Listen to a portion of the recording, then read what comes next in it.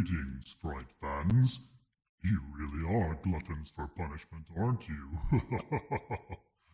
Well, you've come to the right place. The third circle is just down this chasm and to your left. But first, have a seat, and while our ushers lock your manacles, you can enjoy the horrifying experience of tonight's guest. She's the author of such tomes as Fiberglass Galaxy, Dead Works, and the Deification series. Crass commercial notice, the link for all her books is beneath the screen. Hell doesn't run on good intentions only, you know. The consequences of her deliciously wicked ways has condemned her to appear here tonight. So please, do give a warm welcome, as though there were any other kind here, to Brooklyn Dean, as we introduce our infernal host, Damascus Mincemeyer, and get on with the damn show. I love that intro, man. It is Good awesome. evening, everyone. Good evening, everyone, and welcome to the Damn Show on the Critical Blast podcast. I'm your host, Damascus Mincemeyer. Our regular host, RJ Carter, is currently away at a rare book conference at Miskatonic University, but don't worry, he'll be back tomorrow. And in the meantime, I'll be interviewing a true adherent of the left-hand path, a transcriber of Enochian Mysteries, one of the top current indie horror writers out there, the lovely, the beguiling, the dangerous author Brooklyn Dean. Hello, Brooklyn. That's Brooklyn with two N's, everybody. Thank you for that. Absolutely, two N's. Autocorrect hates me. I remember once you told me if you look up Brooklyn Dean with one N, you get some sort of Australian erotica author or something like that. You get two. You get a Brooklyn Dean with one N, who is an Australian author of some sort. And then she doesn't seem so dark. She seems more like a cutesy Target mom sort of person. So a little bit opposite of me. And then there's also a Brooke Dean who writes erotica. So it's obviously a pretty popular name. Well, tonight we'll be talking about ancient Egypt, extraterrestrials, the devil, and the importance of women in horror. And we'll get the finer points of the DC Extended Universe. It's good to have you back. You were on here once about 2 years ago when I think Grieving the Spirit came out, and that's the second book in your Deification series. Yes. And it's been way too long since you've been here. I So agree. why don't you reintroduce yourself for our audience and tell them who you are, what you do, and why you do it? Okay, well, my name is Brooklyn with two N's, Dean. I am a horror writer. I tend to blanket all of my fiction with the literary fiction term because I do like to go into that purple prose and really do the big, long, paragraph-long sentences. Like, that's really my jam. So I say literary fiction so that people kind of know what to expect as far as it's not snappy, quick Stephen King type of horror, but I also have some not so horrific types of thrillers and a dystopian novel, a poetry collection. So I kind of just am writing as the muses call, really. The why do I do it? I can't imagine not doing it. So I don't really know the exact why, except for that I have to, I think. Excellent. You're driven by celestial forces. Yes, 100% yes.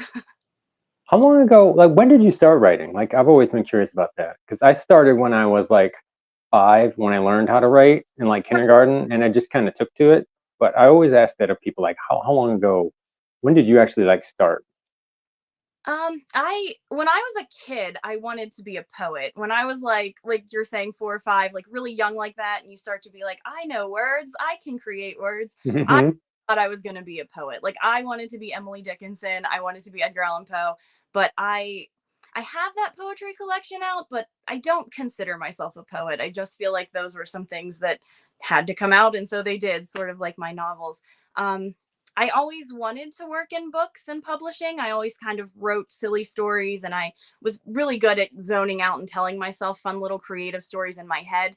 But I didn't really take my novel writing seriously, I guess, until I would say I was 27 or so, 27 or 28. And then I think my first novel came out when I was 28 or 29. So somewhere in that, which was 5-6 years ago now. So it's weird. It's weird to pinpoint. I can say when I started looking at myself as a writer was at that time. I would say 5 or 6 years ago, but I've always loved words, and I've always loved stories, and I've always been writing stories and poetry and whatever.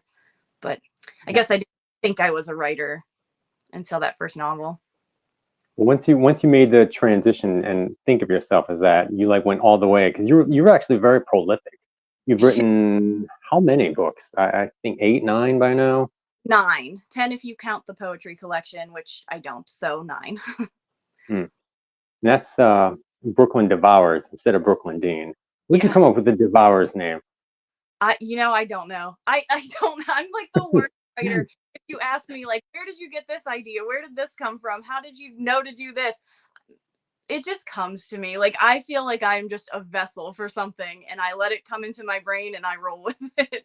I don't really question much of what I do, which I think is why my style is maybe not for everyone, because I don't like to do kind of the standard thing. If it comes out this is how the story is when it comes to me, I don't stray far from that, because I don't think I come up with any of it. So if this is how some character in some other world is talking to me, or some alternate version of myself who wants to write poetry now, I just trust them and I do what they tell me to do, kind of. Well, it does seem to work. The most recent book of yours that I've read is your second book, baby. So you call them Fiberglass Galaxy, right there. Tell us a little bit about that and what it's about and how you came up with the idea. Well, how you came up with the idea for it. Well, the main character, Sabrina, I guess just came to me, as they all do, and kind of said, "Hey, I have a story for you." So that's where I sit down and start. I cannot tell you how it evolved the way it did. I distinctly remember, and we're a few years removed now, so I might struggle to get right back into the mindset I was in. I would say 4 or 5 years ago. But I had just finished Rock God, my first book, baby. And so definitely was like, well, it's time to start the next one. But everything I started, I wasn't really that into. So I sat down in the bathtub one day and I was like, I'm just going to junk write just to like keep the writing flowing. And that turned into the first chapter of Fiberglass Galaxy. I didn't stop once I started, but I had full intention of what I sat down with to write was just going to be some trash to just keep me in the flow of writing. And it turned out to not be that. I mean, it might still be junk. I mean, art is subjective, so maybe someone still thinks it's junk writing, but it did turn into a full novel, which I was not expecting. I guess the idea, though, with exploring death, kind of Sabrina's kind of fixation on it is something that I've always fixated on, because I think the idea, like, I'm very envious of people, to be honest, who have strong, like, religious faith. Like, to be a full-fledged Christian would be so cool. Like, I would love to just have this 100% absolute certainty that, like, oh, when I die, here's what's going to happen. But I just can't fully believe in anything that, even though I really love the concepts, I love Christianity, but it's so hard for me to be like, oh yeah, we're all going to be in paradise happy at the end of the day. I don't know that. It could just be a blank screen forever. And that's what scares me personally the most, that it's just nothingness. Like, there's no consciousness, no existence, just lights out, nothing. So I know a lot of Sabrina's struggle with death was really me trying to work out my own struggles with it, which is probably why we really get no answer at the end of the book, because I certainly don't have the answers.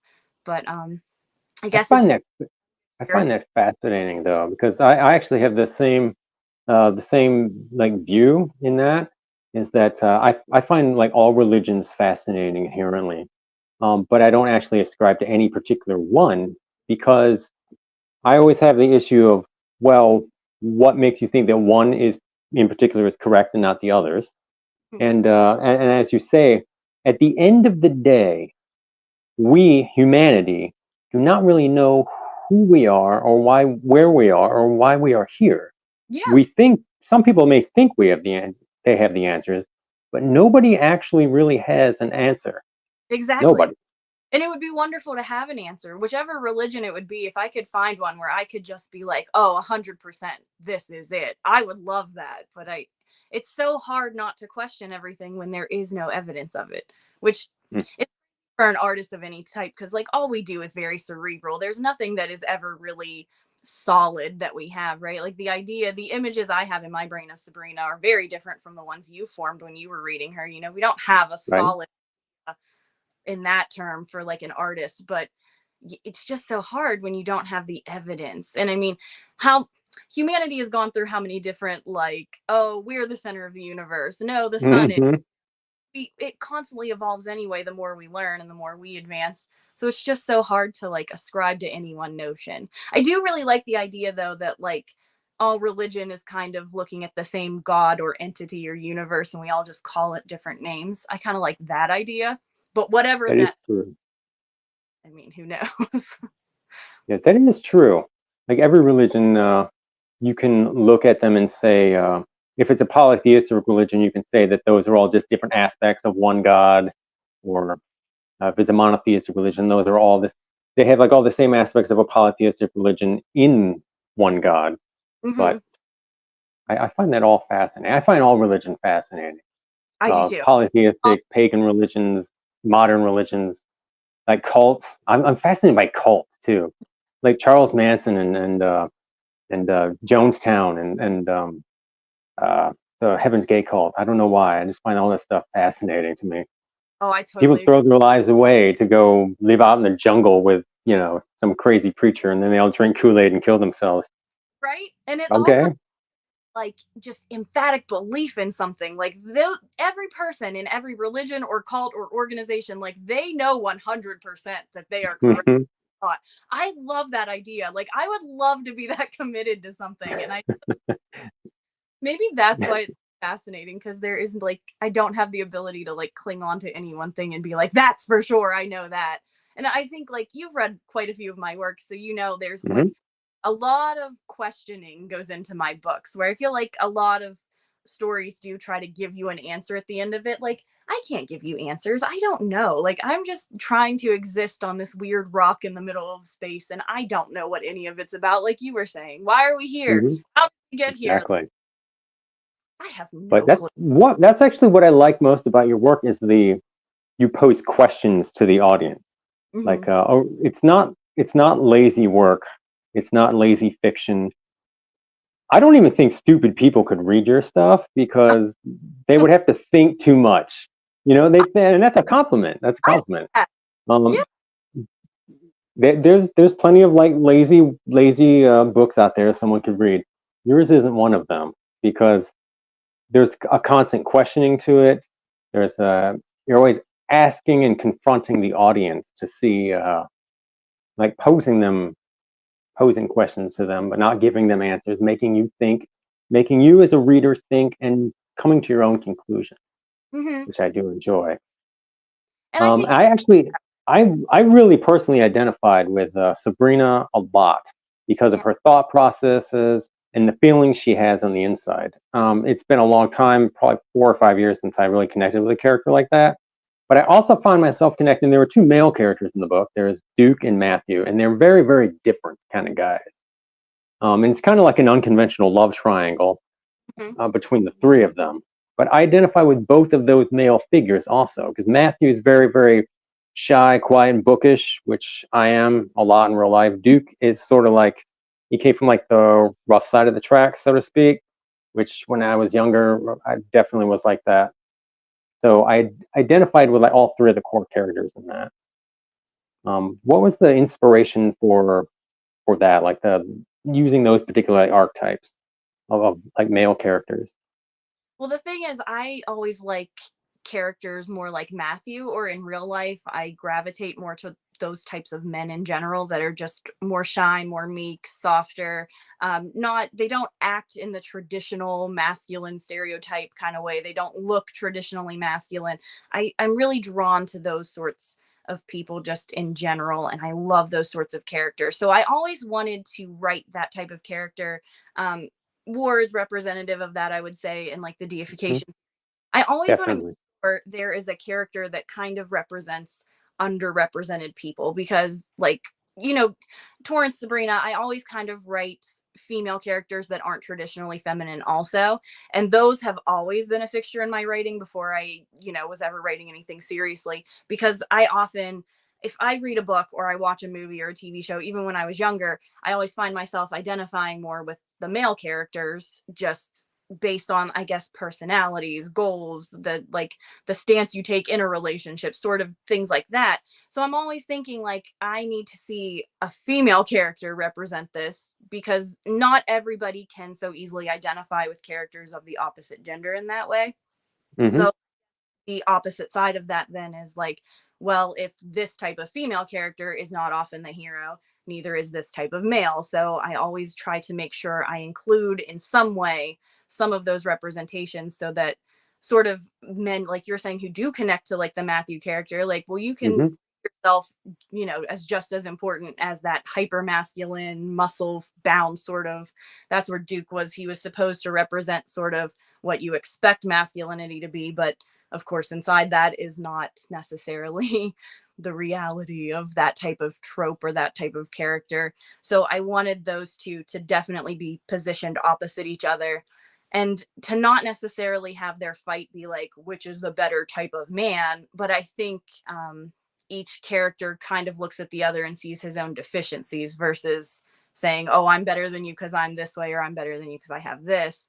I like the idea of kind of challenging those types of stereotypes, whether it's like the actual love triangle trope or that type of masculinity versus this type of masculinity, and then kind of saying, what would the characters be like if their fights were more internal when they are presented with the opposition, So I guess they both can kind of come off a little sad in the work. They're both a little insecure, but I think everyone is. I think it's very straight present someone who doesn't have any insecurities, despite what they may look like or how they may act or how normal or not normal they are. So I guess I really wanted to make sure Matthew represented that kind of underrepresented male hero, and Duke in a way showed that the traditional male hero, I mean, internally is not just that one stereotype. Like, people are so multifaceted. So that, I guess, is the inspiration for that. The love triangle thing wasn't really like a plan I had from the beginning with them. It just sort of evolved into that. And then I knew what I wanted to do with it, and, making it not necessarily the traditional triad in that way. But I think a lot of that has to do with who Sabrina is too.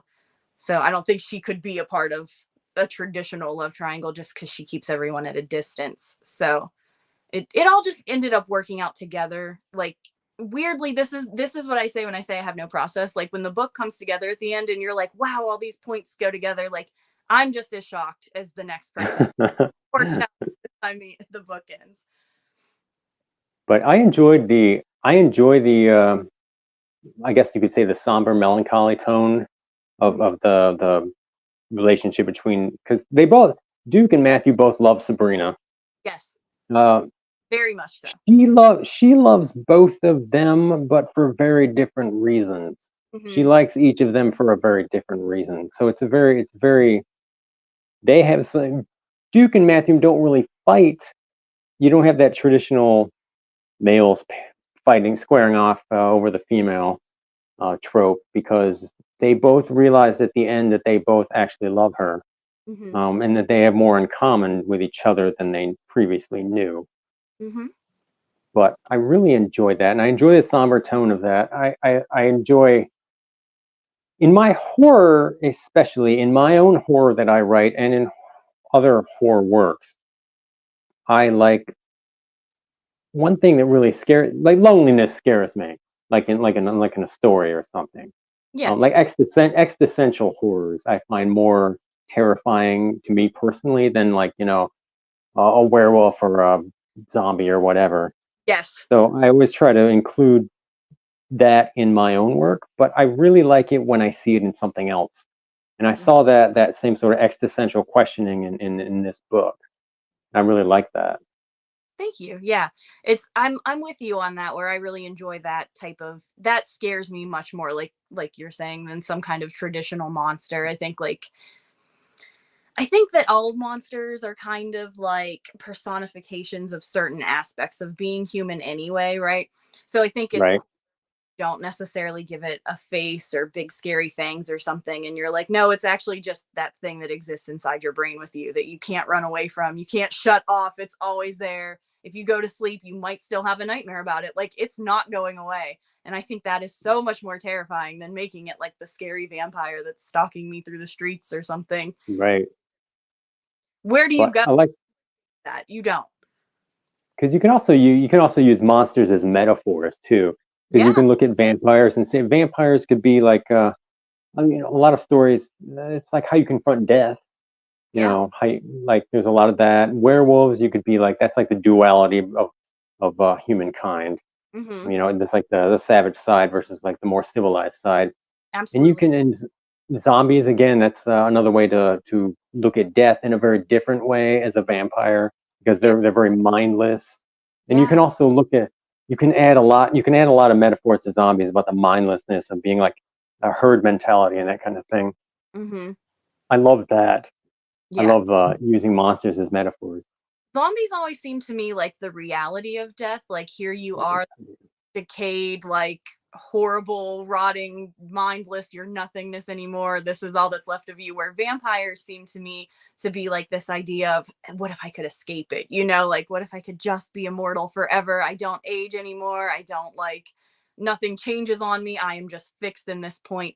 Because I know a lot of people are not always necessarily super happy with their day-to-day life, but wouldn't you rather just be like, okay, pause. I'm not ever gonna like go that zombie route. I'm just gonna be right here forever. I think that seems a lot more appealing to a lot of people too.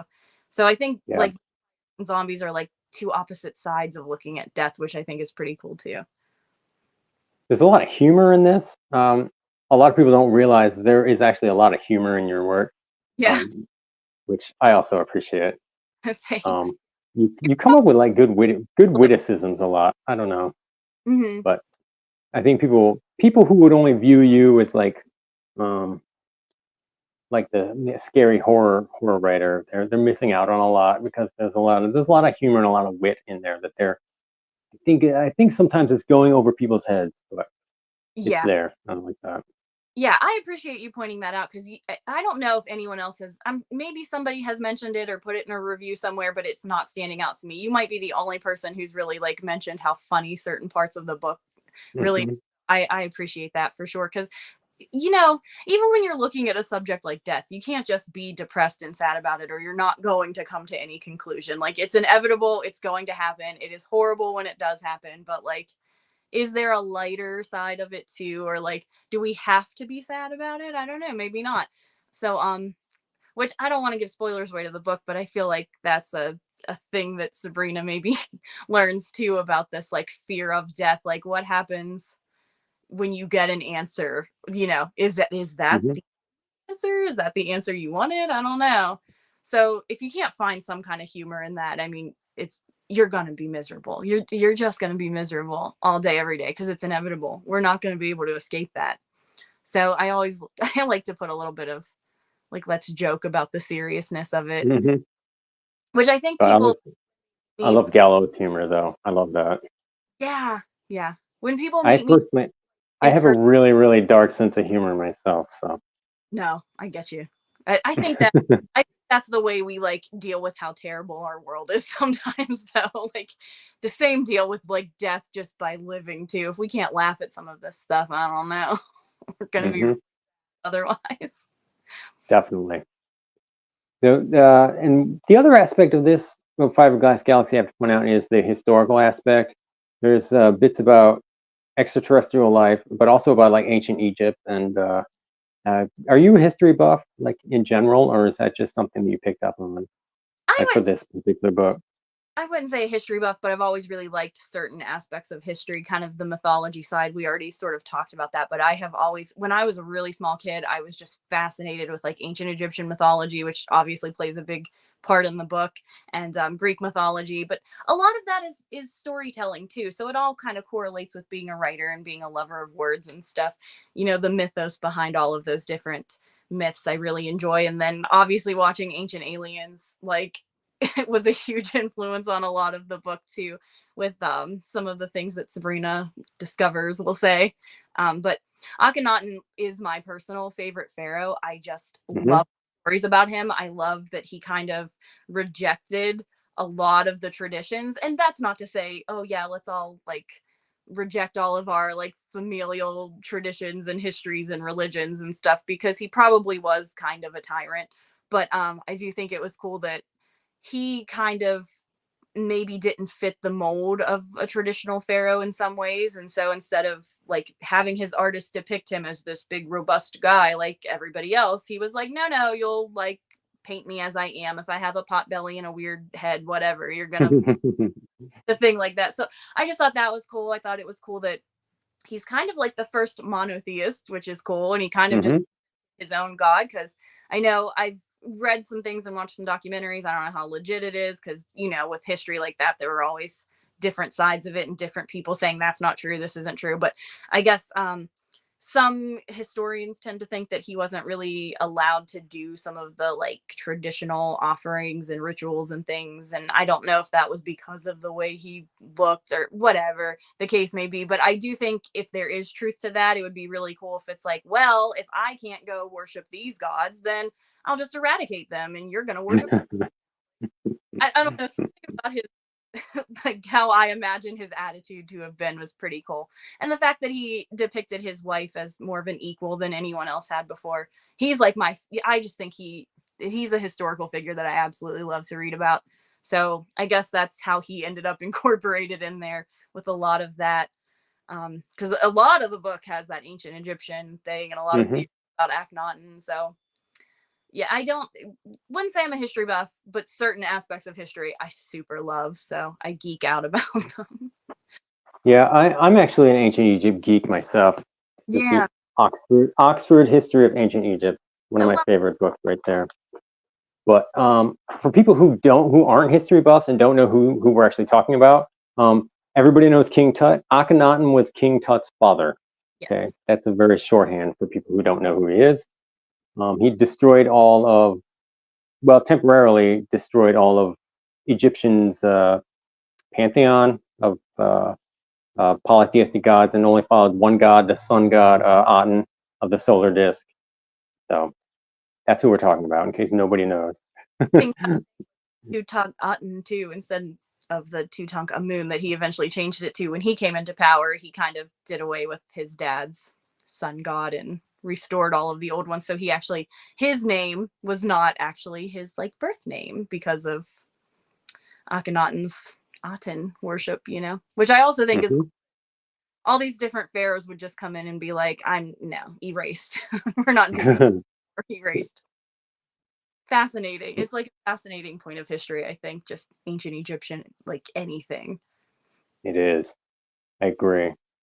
And they also had like a fascination with death. Their whole culture was very centered around death and the afterlife. Yeah. I love that. Which is maybe it was very much they incorporated death into part of their daily life on a level that I don't think any other culture actually has. In our current Western culture, death is like just kind of shoved aside. Like, it's all, people either ignore it, and even when somebody dies, the whole funeral home business and process, it's all very sanitized and kept away from people so they don't have to see it. Which in one respect, I can see it in one respect because it's upsetting to some people. But in another respect, there are many cultures throughout history and in the world today, in Eastern cultures especially, that I'm thinking of, that aren't like that. They incorporate it in part of their daily life, which I think gives them a very different perspective to it, as that death is a part of life instead of some, like, I don't even know how to describe it in current Western culture. How we would describe death?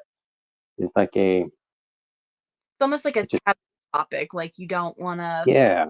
You don't want to think. You don't want to look at it as seriously, I guess, as you maybe should. I remember when I was in 11th grade, I had a teacher, and she was looking at my artwork, and she goes, "There's a lot of death in here, and a lot of like blood and death and all that stuff." And I go, "Well, I find it interesting." And I go, like, "Don't you?" And she goes, "I never think about any of that. I try not to ever think about any of it because it's too upsetting." But I don't know. I always thought that was very strange. Like she just would ignore it, like it wasn't there. Maybe this says more about me than it does about her, but I don't know. Well, I thought it was on them. I think it's healthy to want to look at, I mean, that is an aspect of life. It is inevitable. That's not even just a thing. I think a lot of things we look at in art, whether it's like actual like paintings, books, whatever, music, a lot of that stuff, like a lot of romance and love songs and stuff, all of these universal topics still aren't necessarily things that every single person experiences, but death is something like none of us are avoiding. So it's just strange that that is Mhm. looked at as so strange. If you write about it, if you're drawing stuff about it, whatever, it seems like when you're younger and you explore that in any kind of art, the teachers are always worried about you, or they want to like tell your mom, like, hey, just Oh yeah. just like, Oh yeah. but that's a thing. That's a thing that we're gonna have to face one day. So why is it so strange to want to just try to work out maybe what is that gonna be like? Like you know, I don't want to just have a blank screen of nothingness for all of it. That's not, I want to be like Sabrina and I want to explore different things and see if I can find some sort of evidence of any of this afterlife stuff out there, you know? Why is that so? Mhm. Maybe we are strange. I don't know. I don't know. Let's shift gears and talk about your deification series. Of all your work, these are the books that have probably put you on the map and drawn attention to you. When you Hmm. were here last, you had just released book 2, which was called Grieving the Spirit, but it's Hmm. grown beyond the original intended trilogy by now. Yep. Why don't you tell the audience what the series is about and who Torrance is, the main Okay. character? So Torrance is the main character, certainly of the first book, Deification, and then of the series. When I wrote the book, I really just wanted Torrance to sort of be this. I what happened was I read A Clockwork Orange a lot. It's one of my favorite books, but like I was talking about earlier with relating to male characters, I always think Alex is one of those characters where I'm like, it would be so cool to be Alex for a day, right? Where you're just you don't care about law of any sort and you just do whatever you want. So where are the female characters like Alex? Of course, was is always my thought. And I had attempted to sort of write different versions that could be like cult leaders or gang leaders or whatever, things that might be a female callback to Alex in A Clockwork Orange, that just never sort of worked out. And then Torrance just became that.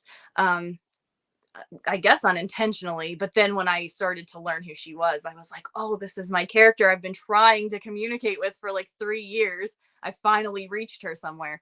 So she really started off in the first book as just an exploration of this very powerful, very violent female character who was powerful and violent simply because she enjoyed it. I feel like a lot of times in fiction, whether it's movies, TV shows, books, whatever, whenever you have this very violent, even if it's a murderous female character, you always find out there is some sad, tragic backstory, typically at the hands of a man, where like she's only violent because something bad happened to her. And I was like, that's stupid. Don't for a second think there aren't women out there who are power hungry or evil or violent or cruel just because they are that way.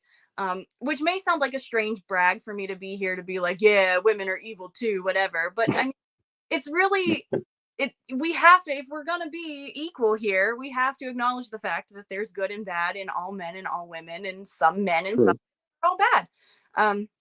So that's how Torrance started. She certainly has evolved into something different, but I feel like it's a little bit of a spoiler, so I won't say it. Hmm.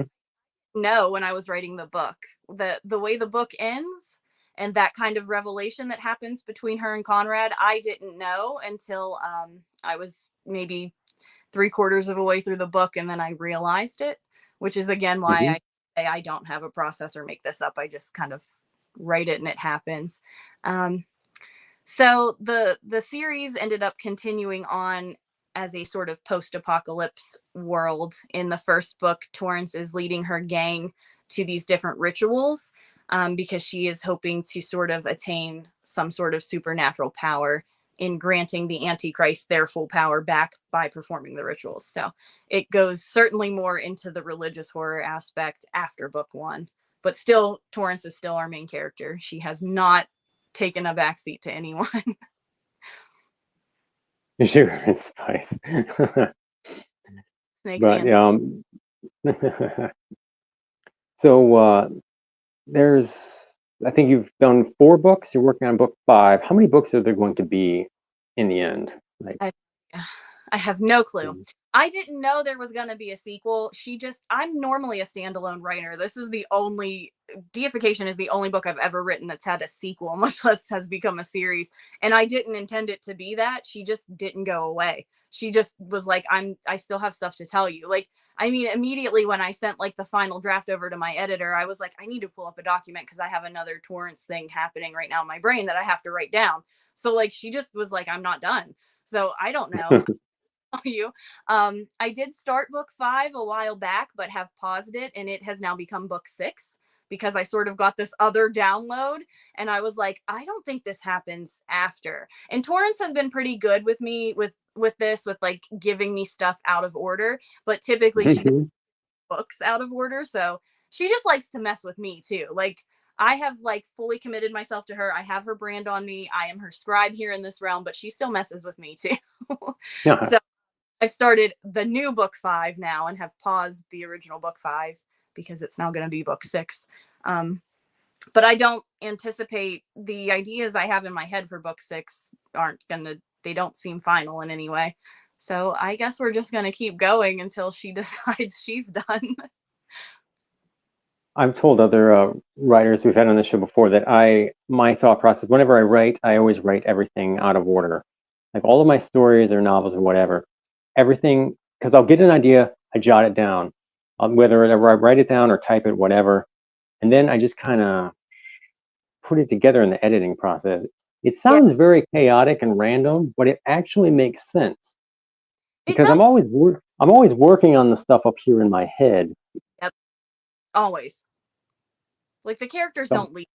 I kind of do the same thing. I've had a couple books that have come to me where I could just sit down with the document and pick up where I left off, but not for the most part. For the most part, like I see like a movie kind of happening in my head, and so I see a scene and I'm like, oh, well, I know that comes after this, but before this. And so I kind of just have big gaps in my documents now where I just paste in different things because I know about where they go. And then when I sit down with it, if I don't have an actual scene, I'll just kind of open the document and pick it up wherever I am chronologically. And when I get to those scenes, it's kind of easier to fill in the gaps, I guess, than what I would actually be trying to write it just in one sort of run through chronologically. That seems scary to me, to have like this void at the end of the document and I don't know where I'm going with it. But I guess that's kind of what we do anyway, either way, whether it's or not. I always call it gluing the scenes together. I always call it I'm trying to glue this together.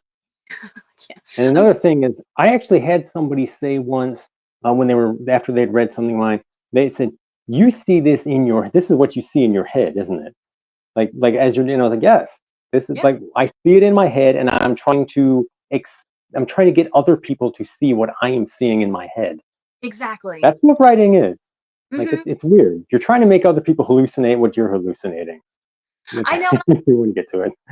Nobody my characters the way I do. And even if I describe the room they're in and the way they're standing and what their hands are doing, like, you're still not seeing them the exact same way as me, which kills me because, I love Anne Rice. She is my absolute god. I just worship her. And I always think when I am reading her books and I am seeing Armand and I am seeing Louis and I am seeing Lestat, and I'm like, but how did she see them? Like, we will never know what faces those characters had inside her mind. And it's so tragic to me. Like, I wish we could screenshot our brains or something, just for instances like that, where it's like, but how do you see that character? Like, what do they really look like to you? I would love that.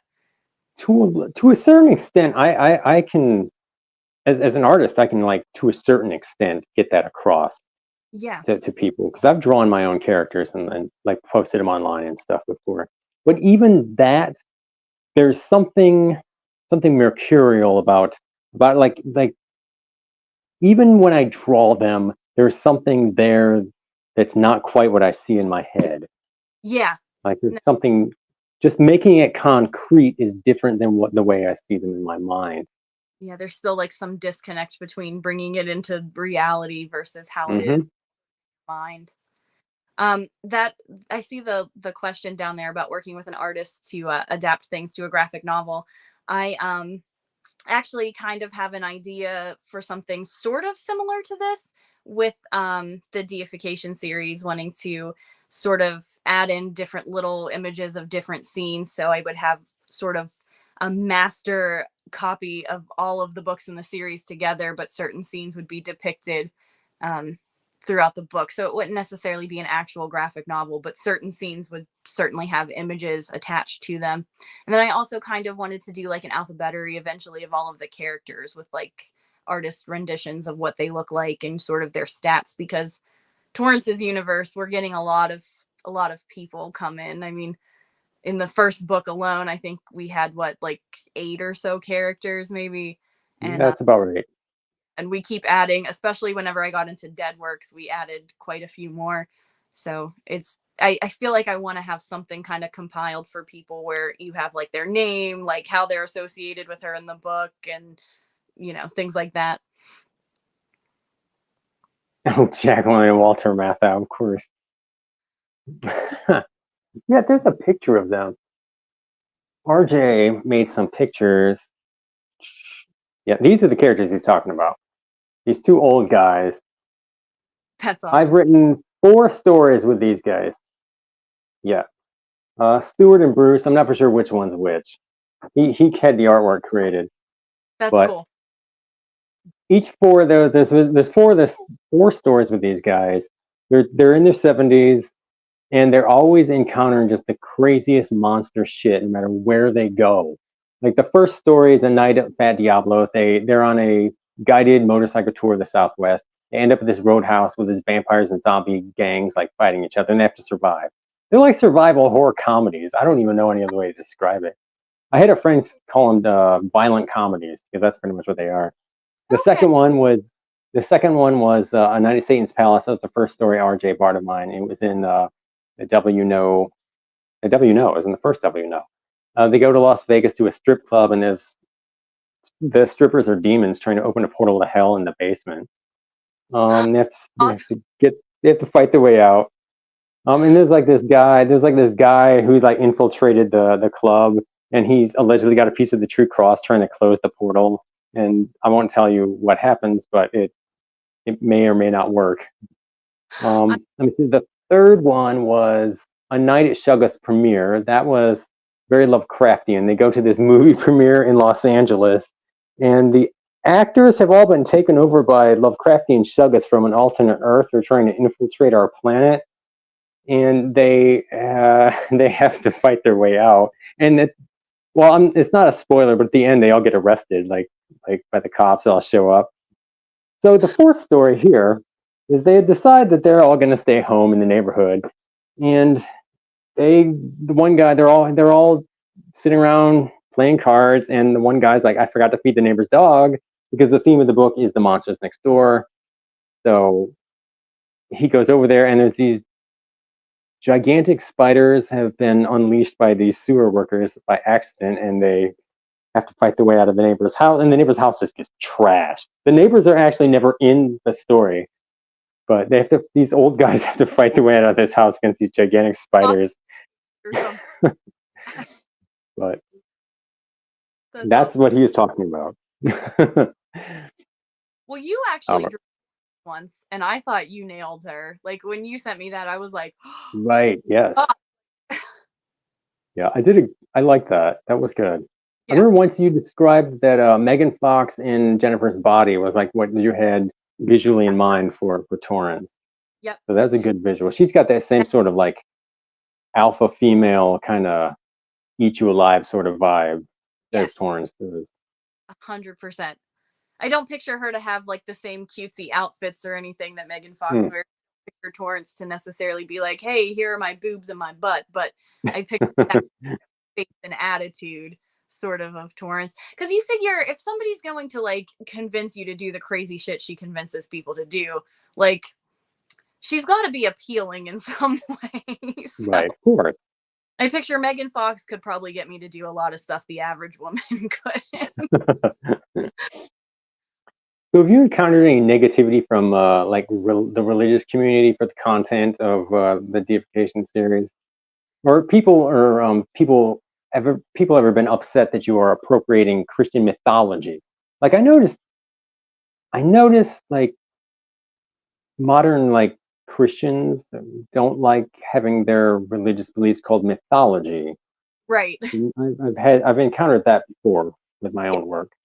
I have Um, that. I think I made a tweet and I said something about Christian mythology, and it was like somebody got upset about me using that word, and I was like, but I mean, that wasn't a disrespectful like jab, but like any religious idea is sort of its own like myth. But um I haven't really received any, at least not that I've seen. I I float. I do have a reader who is a very devout Christian who does read the books and is not Hmm. offended.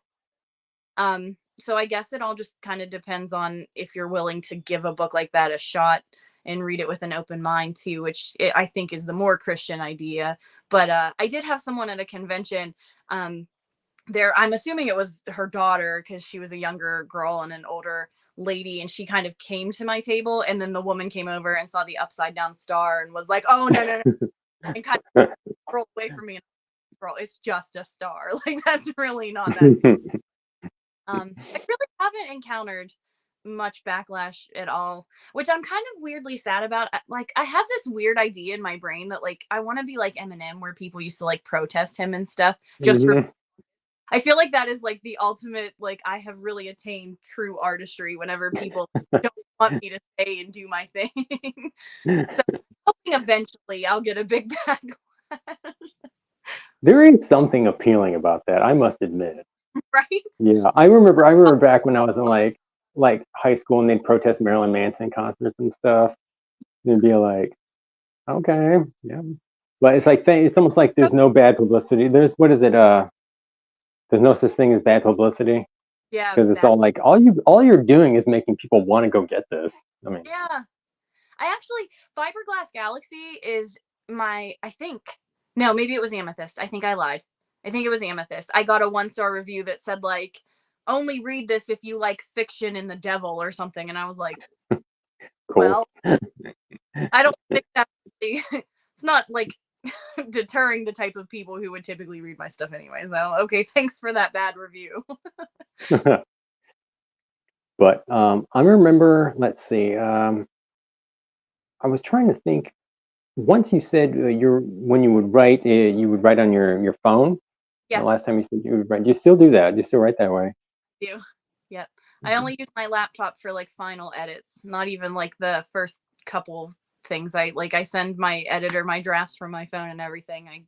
I don't know. I like to have my world like right here and sort of Mhm. block the world, and to have a computer or a laptop and kind of be at a distance where I can see that it's a like I don't know, it just takes me out of it. I have to be like fully immersed for me to really do my writing any justice.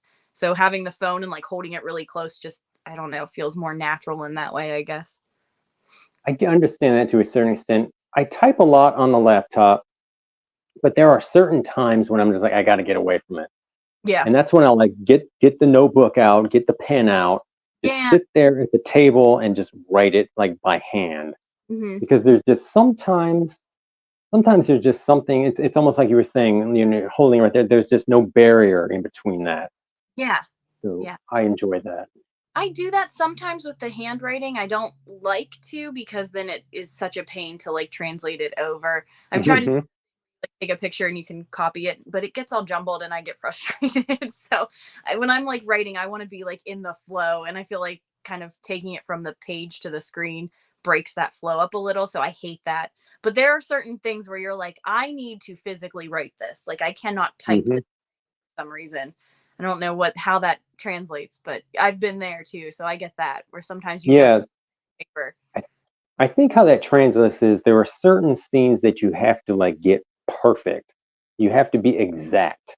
I Yeah. can't be exact when I'm typing it on a laptop, Yeah. but when I write it by hand, I can be exact. Yeah. I think handwriting forces you to go a little slower too. Like you can't just Hmm. I'm on my phone typing. I mean, I'm going a million. Like Hmm. people texting and they're like, "Wow, you type fast." And I'm like, "Well, I have a lot of practice at this with my thumb. I write novels this way." But I mean, when you're handwriting it, you have to kind of slow down a little bit. So, there's probably that helps kind of achieve that perfect sort of thing because you can't just rush through it. You're forced to sort of really pace yourself with it. Hmm. So you've called Anne Rice your personal Lord and Savior, and I know she's had a huge influence on you. What was it specifically that attracted you to her writing? I don't think I actually know the answer to that.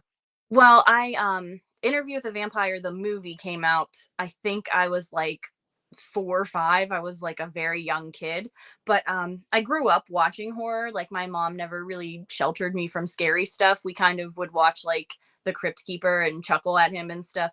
So I watched Your that mom movie. sounds cool. Your She's mom very sounds really cool.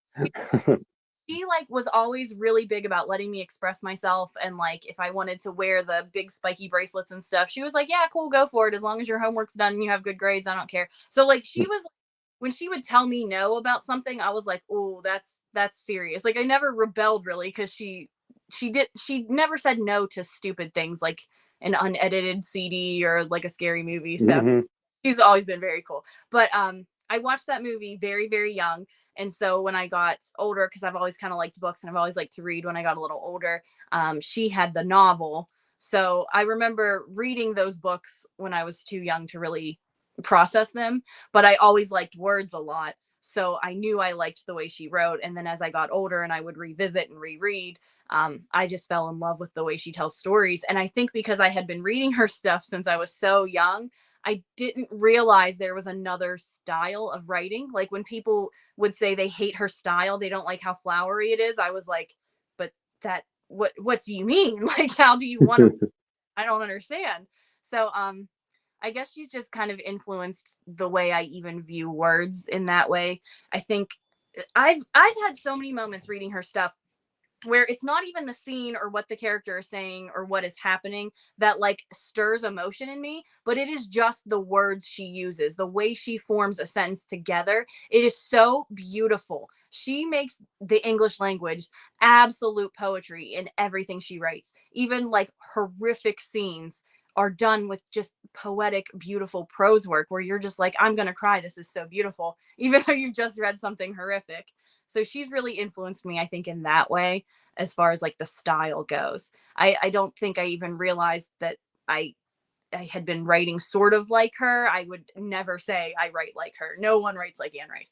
But I guess when I first started publishing and people would make comments, people who don't know me at all would like say that it reminds them of Anne Rice. I would always be like, that is the biggest compliment in the universe. And it always hooks me up when I think about it. But I think she influenced just the way I view, like, this is how you write. And I didn't even realize it, probably because I was reading her stuff from such a young age. Like, I could never write the short, fast, snappy Stephen King stuff. It would not feel like writing to me. I would feel so like, I don't know, it would make me feel like that's not correct or something. Hmm. I have a problem writing short, snappy sentences myself. I tend, once I examined it, I tend to like long, compound sentences of like in my own work. Yeah. I am not. I I don't love, like short, snappy. I like reading it sometimes, but oh, I cannot write that way at I, all. I'm not discrediting it at all. I guess it's just that I didn't process it like when I was so young reading the big, beautiful works. It was like, well, you can't, anything else is a downgrade. I guess my brain sort of thought when I was younger. Obviously now I read a lot of different stuff, so I don't have that sort of pretentious opinion. Not as Hmm. not as much as I used to. I would be lying if I said I didn't still kind of have it. Yeah, she influenced me more, I think, with the way you can use language more so than what I'm writing, because I've never really written vampires, weirdly enough, even Hmm. though But I think people notice, like readers notice when something's well written as opposed to not being well written. sure, Like yeah, you may not pick up on it consciously, but I think on like a subconscious level, people realize that something's written very well or not. yeah. You know what's strange too, because I've said this to other writers, and I have not had a person agree with me yet. So maybe you'll agree with me, or maybe you won't. I don't know. Maybe I'm just weird. But I like the fact that art can be like so bad it's good. You know, like this is a Yeah. bad in technical standard terms, but we love it anyway. So Hmm. would I rather have somebody say like, you know, this wasn't perfect, but I really, really loved it. It's my favorite thing. Or would I rather than be like, I didn't really like this story, but man, she can write really well. And I would rather go over here where it's like, you didn't like anything you read, but you're like, she knows how to use language. I'd way rather that than like somebody be like, yeah, technically it wasn't super great, but I loved it. I would way rather someone not like it, but compliment my style of writing versus like not really being into the style, but loving the story. Yeah, because I remember the other day on Threads you were saying something like that. And you used the movie that you used The Room, for example.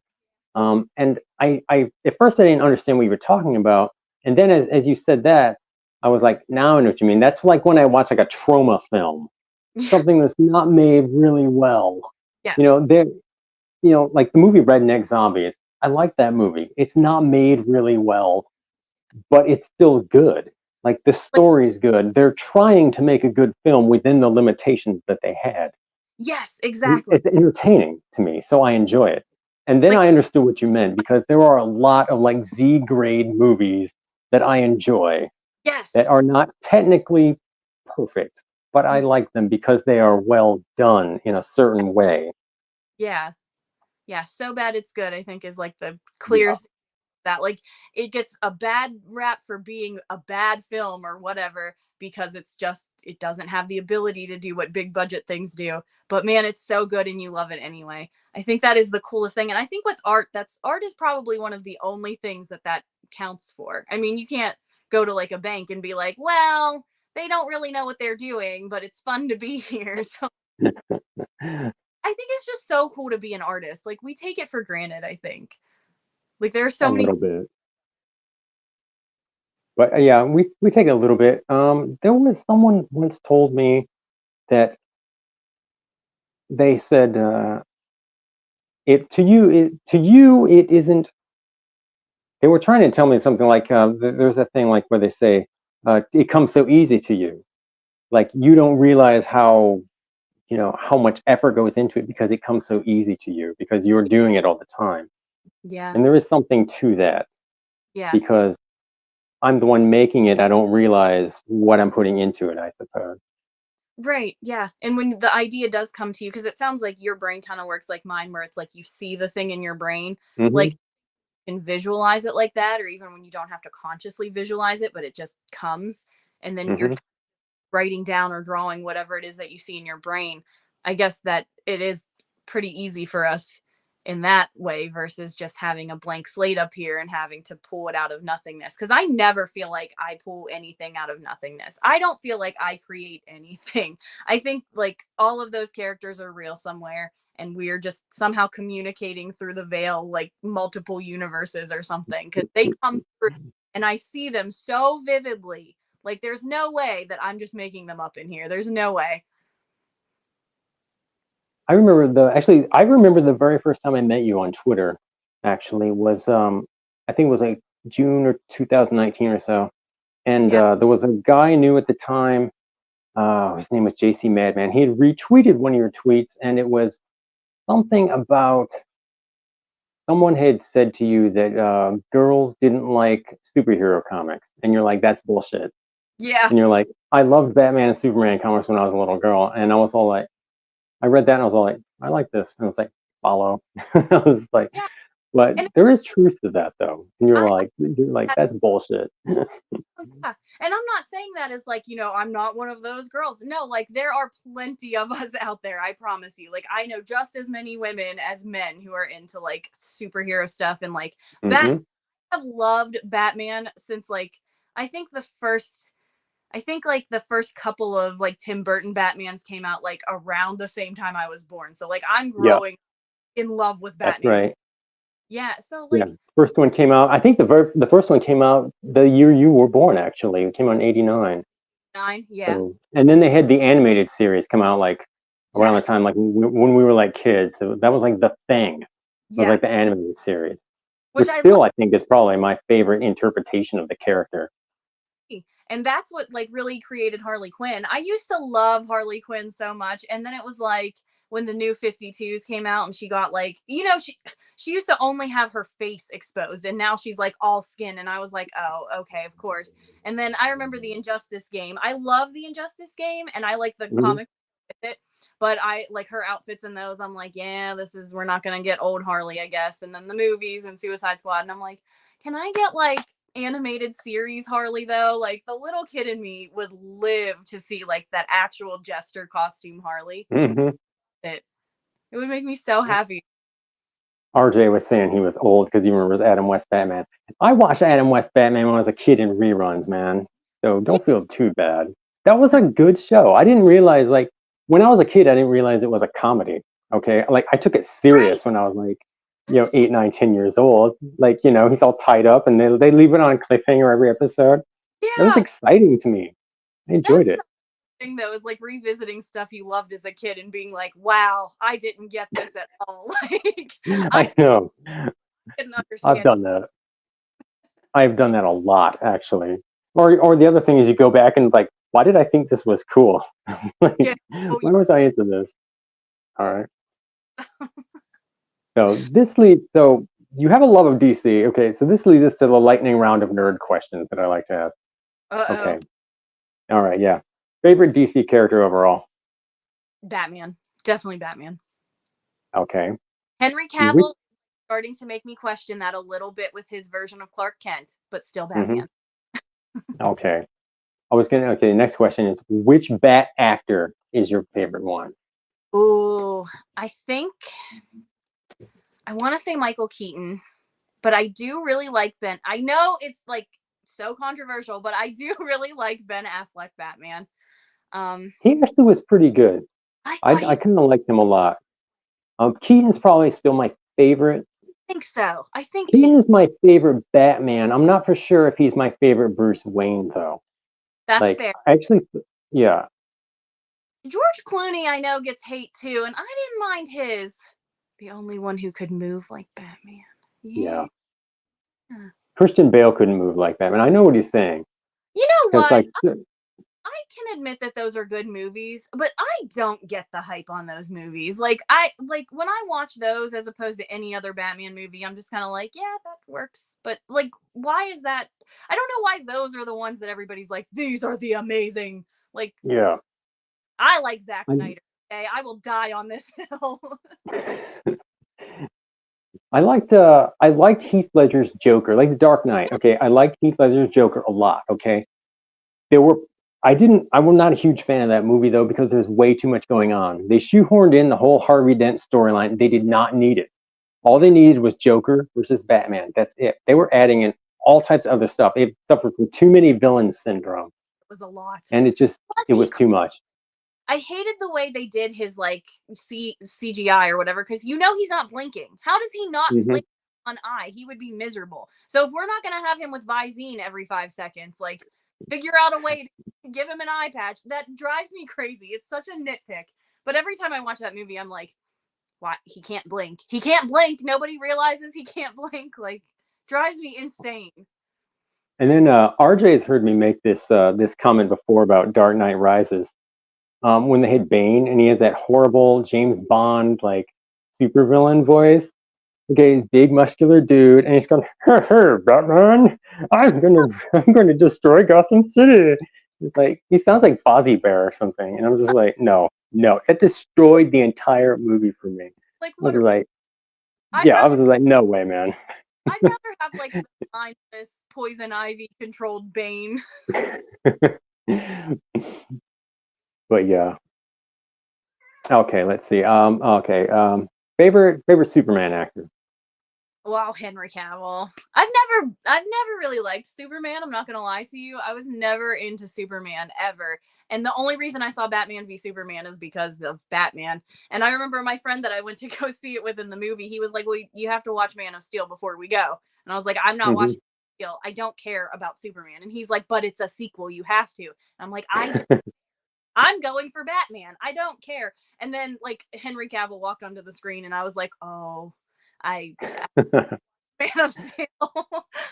So Henry Cavill, but I've never really watched a lot of Superman stuff, honestly. So I'm kind of torn. When I was a kid, I was definitely a Batman kid. Okay, I did not appreciate Superman as a kid at all. I thought he was like a square.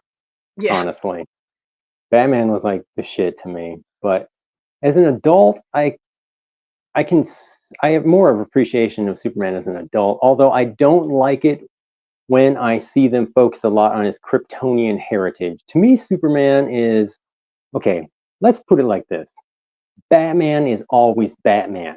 Bruce Wayne is the mask. Okay, he's always Batman, 24 hours a day. Absolutely. Superman's the opposite. Superman is actually Clark Kent all the time because he was raised to be like that. Exactly. The reason Superman is a heroic character isn't because he has superpowers. It's because he was raised by his parents to be a good person. Exactly. So he's always Clark Kent. So I always have a problem. I always have a problem when I see the movies focus a lot on his Kryptonian heritage. And Man of Steel, I didn't like the bit where he kills Zod at the end. Okay, I didn't like that because Clark Kent would not have done that. I don't think Clark Kent would have done that. I liked it though, because I feel like it had to happen. What else was he gonna do? I mean, what else was gonna happen? The way that they wrote that, Zod was not gonna stop killing people. So I think, exactly. Clark Kent, whatever, he had to decide in that moment, like, am I from Krypton or am I from Earth? So do I kill the last Kryptonian here to save the Earth, or like, where's my choice? So I feel like they did that sort of as a representation, sort of like what you're saying. So it was like, no, I am Earth. This is my place. These are my people. But I guess they could have done it in a different way. Mm-hmm. But I kind of. I love the fight though. The Zod Superman fight. That's what I wanted to see in like the old Christopher Reeve, was it Superman 2? Where I think Superman and Zod had in the big smackdown. That's what I wanted to see then, but they didn't have the technology for it. Yeah, would have been. All right. Let's see. Okay, if you were a superhero, what would your code name be? What would your superpower be, and who would be your arch nemesis? Oh my gosh! I'd have to pick a name. Okay, Catwoman's already taken, so that sucks. I would have to incorporate cats somewhere because I'm just too obsessed with my cats. My superpower. Ooh, I don't know. I wouldn't be good at like the typical female like gymnastics thing. That wouldn't work for me. I feel like Poison Ivy in the old movies is pretty cool. I would steal some of her stuff, like the little pheromone powder and stuff. It'd be about it. You don't really have to fight your way through anything. You're just kind of going like, hey, do what I say now. So maybe I'd steal like some of her powers. Who would I fight? That would be tough. It would be real easy for me to be like, oh, I would fight the patriarchy, but like, I don't know. It would have to be something bigger than that, I feel. I feel like there are bigger fish to fry still. It would be tough. I don't know. We're gonna have to come back to this. We'll post a follow up or something after I have time to think of a cool superhero name or something. All right. Okay. Favorite guilty pleasure movie. What? She's behind somewhere. There she is. Hi. Favorite guilty pleasure movie. You know, the one that's not very good, but you love anyway. Very good. I would say The Room, but that's not fair. I like Neil Breen movies. I love Neil Breen movies. Anything Neil Breen. I really like Drop Dead Gorgeous, which is like kind of a girly movie for my taste. So I don't know if everybody would expect that one out of me, but it's hilarious. That's one of my favorites. Legally Blonde, totally a guilty pleasure movie. I love Legally Blonde. I think Elle Woods is literally a feminist icon. People kill me when they don't see that. Okay. Favorite TV show all time? Oh, Criminal Minds. Yeah, that is a good one. Read Pillow, which is not creepy at all. I can see a lot of War and Matthew in Spencer Reed coming from that. I have watched that show since 2005, so I have literally been in love with that fictional character since I was 15 years old. It has not lessened at all in almost 20 years. Like, if I could find real life Dr. Reed, that's it. I would kidnap him if he wouldn't marry me.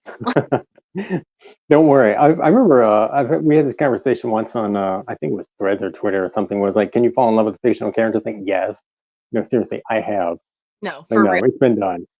Yeah, I, I've been in love with Buffy Summers since I was like 15. Not Sarah Michelle Gellar, Buffy Summers. Two different things here, okay, people? people do that with this tattoo where they're like, "Oh, Johnny Depp," and I'm like, "This is Edward." Okay, I don't know what you're talking about. Edward. Exactly. Very different. Oh, yes. Okay. Favorite food?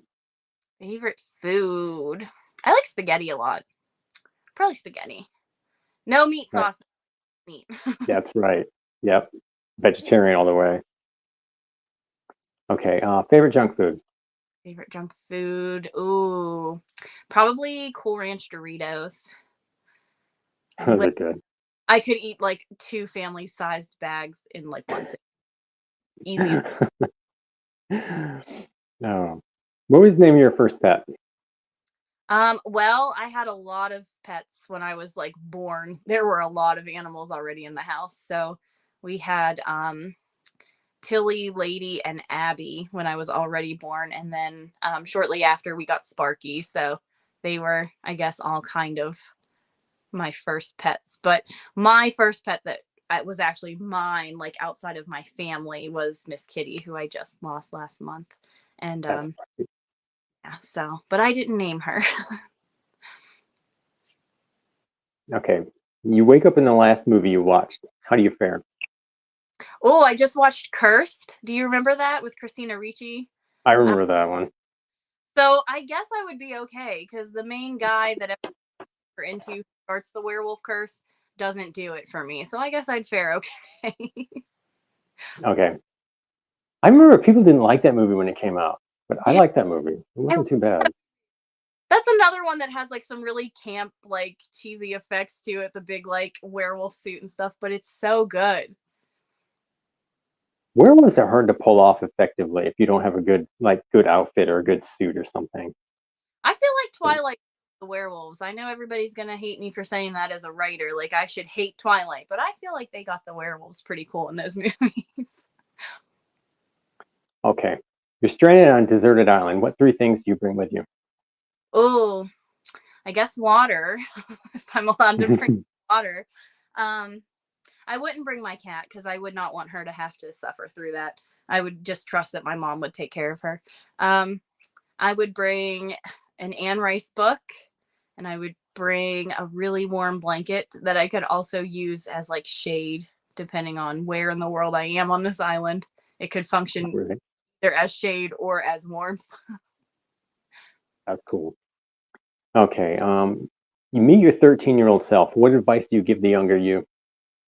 Ooh, I would probably tell her honestly, um, to fully embrace all of her weirdness, to not shy away from it ever at any point, and to not do things just because that is the societal expectation of like, you are not successful unless you have A, B, and C.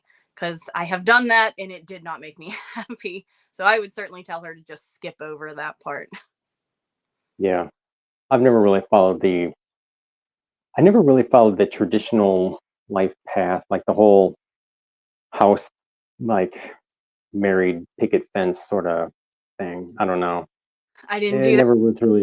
never was really what I was wanting, I guess. I did the like go to college, get a big girl job, that sort of thing. Like always have a partner in some form or another, like, those staples, I guess. But it was like, I mean, I majored in English, so it still works out for me, but I probably, if I could go back, wouldn't even go to college. Like, I skipped over it myself. There was nothing that when I looked at it, I was like, there was nothing that they couldn't teach me what I needed to know. yeah, yeah. I don't think any school does.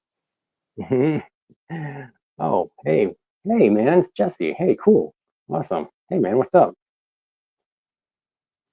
Okay, let's see. You find that genie's lamp. What 3 things do you wish for?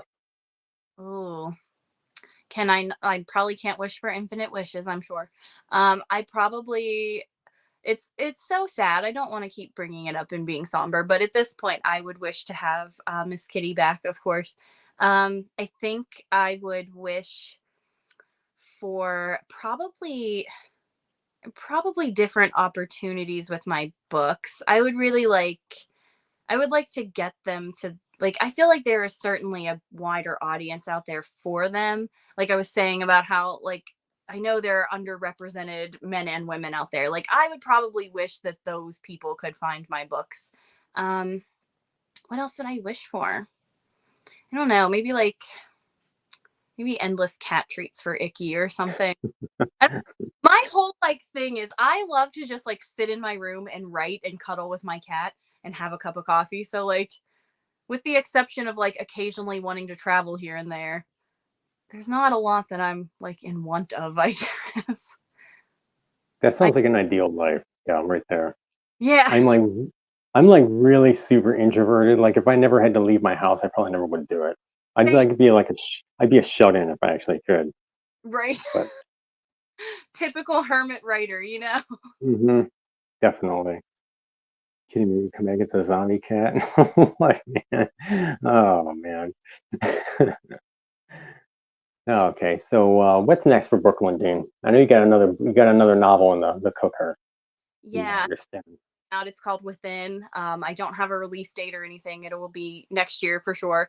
And then books 5 and 6 of Torrance's series for sure. I have quite a few little projects that I've started or I've jotted down ideas for, but I don't have any plans to really form them into real books at any point. Cool. Any shout outs you want to give? Shout outs? Oh, there would be too many. And then I would feel bad because I would miss people. So. Okay. Where can people find you online? On Twitter, Threads, Instagram at Lady Brooklyn with 2 N's. And I'm on Facebook as well, Brooklyn Dean with 2 N's, or brooklyndean.com. I don't know. Anything that's social media, Goodreads, Pinterest, I have it all. Okay, cool. Remember, the 2 N's is very important. If you get the wrong person otherwise. If you type it in Amazon or even sometimes Google, it will still try to give you Brooklyn Dean with 1 N or that Brook Dean person. I don't know why. So I find if you do quotes when you do Brooklyn Dean with 2 N's, that's probably the easiest way. Oh, cool. All right. A nice show. Yeah, it is. Let's see. Okay, so thank you for being a guest tonight, Brooklyn. I loved having you back on here. It was really, really cool talking to you. I'm happy. Whenever you finish Within, you're coming right back on here so we can have you on as a guest again. Yeah. And let me see. Don't forget, everyone, head over to Amazon, check out Brooklyn's books, Deification series. That's her current series. And let's see. If you like, share, subscribe on Critical Blast on YouTube. And that's all I gotta say. The damn show is done. Bye. Now, wasn't that pleasant? Thank you for not screaming too loudly during the interview.